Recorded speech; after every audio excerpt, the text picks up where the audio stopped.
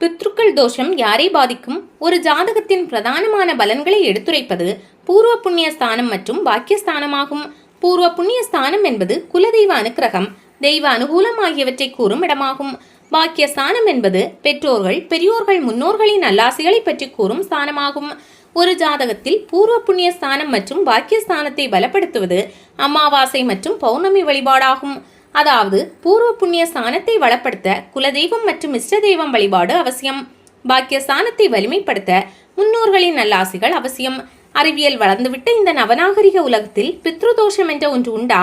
குலதெய்வ வழிபாடு உண்மையா என்று பலரும் சிந்திக்க துவங்கியுள்ளார்கள். அதே நேரத்தில் ஒரு மனிதன் பூமியில் பிறப்பதற்கு காரணம் தோஷங்களும் சாபங்களும் ஆகும். தோஷங்களும் சாபங்களும் இல்லாமல் ஒரு மனிதன் பிறக்க முடியாது. மனிதன் மட்டுமல்ல, ஓரறிவு முதல் 6 அறிவு உள்ள மனிதன் வரை அனைவரின் பிறப்பிற்கும் ஒரு தோஷமே காரணமாக இருக்க முடியும். முன்வினை தோஷத்தை களையவே இப்பிறவி உருவாகியுள்ளது. இப்பிறவியில் செய்யும் நல்ல தீய செயல்களுக்கு ஏற்ப கர்மாக்களின் பாதிப்பு குறையும். ஒரு ஜாதகத்தில் உள்ள எத்தகைய தோஷமாக இருந்தாலும் அது எல்லா காலத்திலும் வேலை செய்யாது. குறிப்பிட்ட சில காலங்களில் மட்டுமே வேலை செய்யும். அதனால் எந்த காலத்தில் எந்த தோஷம் பாதிக்கும் என்பதை அறிந்து செயல்பட்டால் அந்த பாதிப்புகளிலிருந்து மீளக்கூடிய வழிபாடுகளை கடைபிடிக்க முடியும். ஒரு ஜாதகத்தில் உள்ள எந்த தோஷமாக இருந்தாலும் லக்னம், லக்னாதிபதியுடன் சம்பந்தப்படாத எந்த தோஷமும் ஜாதகக்காரரை தாக்காது, பாதிக்காது. கிரக தோஷங்களை வெளிப்படுத்தக்கூடிய தசாபுத்தி வராத காலங்களிலும் பாதிப்பு வராது. ஒருவர் கொடும்பாவியாக கண்ணுக்கு எதிரே பல கொடூர செயல்களை செய்பவராக இருப்பார். அணு அளவு கஷ்டம் கூட அவரை தாக்காது, தீய பலன்கள் நடக்காது. ஒருவர் மிக நல்லவராக இருப்பார், தான தர்மங்கள் செய்து புண்ணிய பலன்கள் தேடிக்கொண்டிருப்பார். ஆனால் அவர் அனுபவிக்காத கஷ்டங்களே இருக்காது. ஒருவர் புண்ணிய காரியங்கள் பல செய்து தீய பலன்களை அனுபவிக்கிறார் என்றால் வெகு விரைவில் கடவுள் அவருக்கு ஒரு திருப்பு முனையான சந்தர்ப்பங்களையும் நல்ல வளமான பலன்களையும் வாழ்க்கையில் வழங்கப் போகிறார் என்று பொருள்.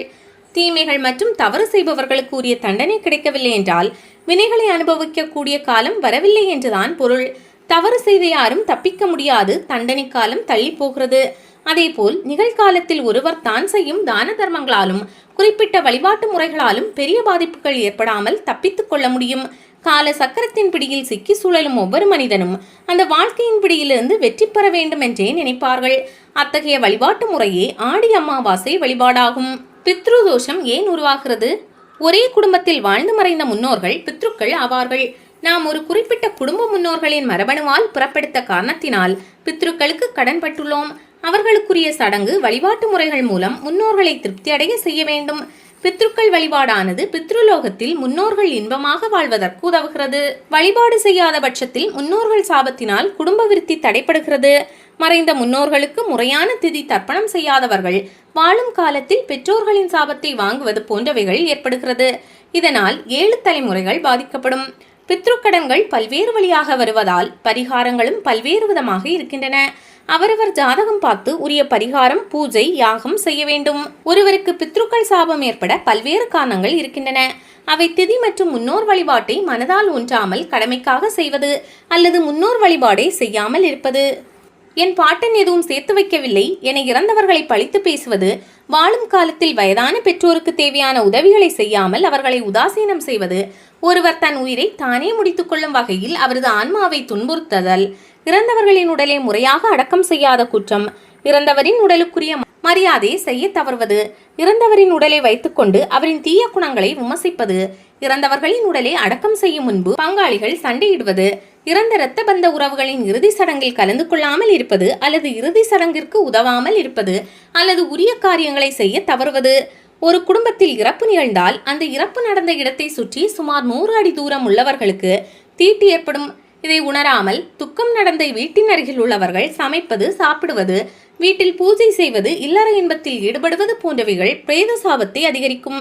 மேலும் காரணமே இல்லாமல் ஒருவரின் வாழ்க்கையை பொறாமையால் கெடுப்பது, நன்றாக வாழ்ந்து கொண்டிருக்கும் தம்பதிகளை பிரிப்பது, ஒரு குடும்பத்தை கெடுப்பது, உழைத்த கூலியை கொடுக்காமல் ஏமாற்றுவது, வாங்கிய பணத்தை கொடுக்காமல் ஏமாற்றுவது, பெண்ணை திருமணம் செய்து கொள்வதாக கூறி ஏமாற்றுவது, அடுத்தவர் சொத்தை அபகரிப்பது, திருடுவது, கொடுத்த சத்தியத்தை காப்பாற்ற தவறுவது போன்ற காரணங்களால் பித்ரு தோஷங்கள் உருவாகும். பித்ருக்கள் தோஷம் வெளிப்படும் காலம் ஜனன கால சூரியன், சந்திரன், சனி பகவானை கோச்சார ராகு, கேது சந்திக்கும் காலத்திலும், ஜனன கால ராகு மற்றும் கேதுவை கோச்சார சூரியன், சந்திரன், சனி சம்பந்தம் பெறும் காலங்களில் பித்ருதோஷம் மிகுதியாக வெளிப்படும். மேலும் 7.5 சனி, அஷ்டம சனி, கண்டக சனி, அர்த்தாசிரம சனி காலங்களிலும் தசா புத்திகளிலும் பாதிப்பு வெளிப்படும். நாளை ஆடி அமாவாசை. வழிபாடும் பலன்களும். சூரியன் பித்ருக்காரகன், சந்திரன் மாதுர்காரகன். இந்த 2 கிரகங்கள் கடகராசியில் இணையும் காலமான ஆடி அமாவாசை என்று முன்னோரையும் மறைந்த தாய் தந்தையரையும் நினைத்து தர்ப்பணம் கொடுப்பது அவசியம். இந்த 2 கிரகங்கள் கடகராசியில் இணையும் காலமான ஆடி அமாவாசை என்று முன்னோரையும் மறைந்த தாய் தந்தையரையும் நினைத்து தர்ப்பணம் கொடுப்பது அவசியம். ஆடி மாதம் முதல் மார்கழி வரை உள்ள காலம் தட்சிணாயனம், அதாவது சூரியன் தெற்கு நோக்கி நகரத் தொடங்கும் காலம். இது ஆடி மாதத்தில் தொடங்குகிறது. தட்சிணாயனம் தேவர்களுக்கு இரவு பொழுது.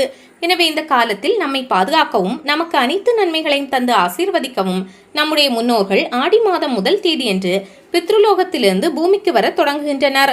கருட புராணத்தில் இந்த பித்ருலோகம் சூரிய மண்டலத்தில் இருந்து பல லட்சம் மைல்கள் தொலைவில் இருப்பதாக சொல்லப்பட்டு இருக்கிறது. திருலோகத்திலிருந்து புறப்படும் அவர்களை வரவேற்கும் விதமாக ஆடி மாத அமாவாசை தினத்தில் அவர்களுக்கு நாம் தர்ப்பணம் கொடுத்து அவர்களை மகிழ்ச்சியுடன் வரவேற்க வேண்டும்.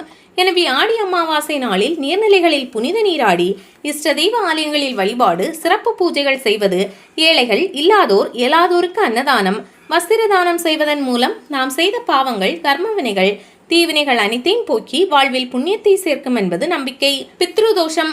ஒருவரின் ஜாதகத்தில் பித்ருதோஷம் இருந்தால் அவருடைய குடும்பத்தில் அடுக்கடுக்கான சோதனைகள் ஏற்பட்டு துன்பம் விளைவிக்கும். இதற்கு உரிய பரிகாரம் செய்வது மிக அவசியம். அமாவாசை நாட்களில் விரதமிருந்து பித்ருக்களுக்கு பூஜையை முறையாக செய்ய குடும்பத்தில் குழப்பம், சண்டை, வியாதி, வம்சவிருத்தியின்மை போன்றவை ஏற்படும். பித்ரு தர்ப்பணம் செய்வதன் மூலம் நமக்கு ஏற்படும் துன்பங்கள் நீங்கும். தர்ப்பணம் செய்வது பற்றி மகாபாரதத்தில் கூறப்பட்டுள்ளது.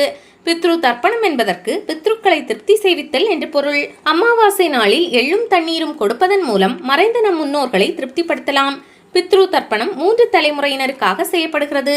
ஒருவர் பிறந்த ஜாதகத்தில் லக்னத்துக்கு 1, 5, 7, 9 ஆகிய இடங்களில் ராகு அல்லது கேது இருந்தால் அந்த ஜாதகம் பித்ருதோஷமுடைய ஜாதகம். ஜாதகத்தில் சூரியனோ அல்லது சந்திரனோ ராகு அல்லது கேதுவுடன் சேர்ந்திருப்பதும் பித்ருதோஷத்தை குறிக்கும். லக்னத்துக்கு 9ஆம் இடத்துக்கு அதிபதியும் 5ஆம் இடத்து அதிபதியும் சேர்ந்து லக்னம், 5ஆம் இடம், 9ஆம் இடம் ஆகிய இடங்கள் ஒன்றில் இருந்தாலும் பித்ருதோஷம் ஏற்படும். அமாவாசை தர்ப்பணம். வானசாஸ்திர ஜோதிட சாஸ்திர அடிப்படையில் சூரியன் சந்திரன் ஒரே ராசியில் இணைவதே அமாவாசை. ஒவ்வொரு தமிழ் மாதமும் சூரியன் ஒவ்வொரு ராசியில் இருப்பார். ஆடி மாதம் கடகராசியில் இருப்பார். அந்த நேரத்தில் தினக்கோளான சந்திரன் கடகராசியில் சூரியனுடன் சேரும் நாளே ஆடி அமாவாசை. அமாவாசை திதி நம்முடைய முன்னோர்களுக்கு தர்ப்பணம் கொடுப்பதற்கான பிரத்யேகமான திதி.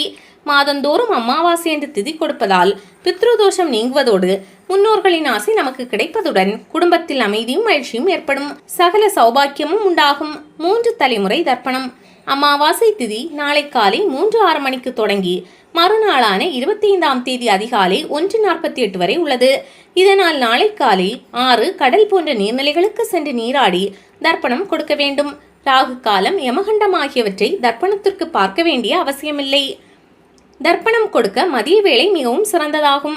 தர்ப்பணம் கொடுக்கும்போது தங்களின் கோத்திரம், குலதெய்வம், தந்தை வழி மற்றும் தாய் வழியில் 3 தலைமுறையினரின் பெயர்களை சொல்லி தர்ப்பணம் கொடுப்பது அவசியம். அமாவாசை என்று பித்ருக்கள் வழிபாட்டின் போது வீட்டில் முன்னோர்களின் படத்திற்கு துளசி மாலையோ துளசி இலையோ சமர்ப்பிக்க வேண்டும். இது மகாவிஷ்ணுவை மகிழ்விக்கும். இதனால் பித்ருக்களுக்கு விஷ்ணுவின் ஆசை கிடைக்கும். அவர்கள் மகிழ்ச்சியில் தமது சந்ததியினரை வாழ்த்துவார்கள். அதன் மூலம் நமது துயர் நீங்கி வாழ்வில் சுபீட்சம் ஏற்படும். அகத்திக்கீரை. முன்னோர்கள் பயன்படுத்திய பொருட்களை வைத்து விளக்கு ஏற்ற வேண்டும். முன்னோர்களுக்கு பிடித்தமான இனிப்பு, காரம், பல வகைகளை படைக்க வேண்டும். தலைவாழை இலையில் படையல் போட்டு வணங்க வேண்டும். கோதுமை தவிடு, அகத்துக்கீரை போன்றவற்றை பசுவுக்கு தானமாக வழங்க வேண்டும். பித்ருக்களுக்கு தர்ப்பணம் செய்து முடிக்கும் வரை தினசரி செய்ய வேண்டிய பூஜைகளை செய்யலாம்.